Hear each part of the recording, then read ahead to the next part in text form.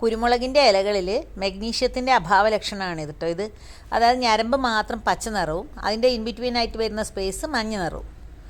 ടിപ്പിക്കലായിട്ടുള്ള magnesium deficiency ഇത് മിക്കവാറും എല്ലാ പച്ചക്കറികളിലും അതേപോലെ തന്നെ കുരുമുളകിലും ഒക്കെ തന്നെ കാണാറുണ്ട്. മഗ്നീഷ്യം എന്ന് പറയുന്ന ഒരു സെക്കൻഡറി ന്യൂട്രിയൻ്റ് ആണെങ്കിലും ചെടികളെ സംബന്ധിച്ചിടത്തോളം വളരെ അത്യാവശ്യമായിട്ടുള്ള ഒരു മൂലകമാണ്.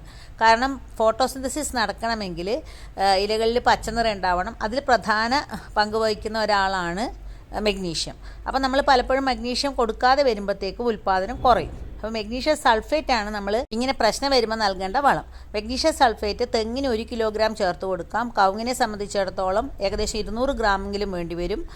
കുരുമുളകിന് 40 ഗ്രാം വരെ ചേർത്ത് കൊടുക്കേണ്ട ഒരവസ്ഥയാണ് ഇന്നത്തെ മണ്ണിലുള്ളത്.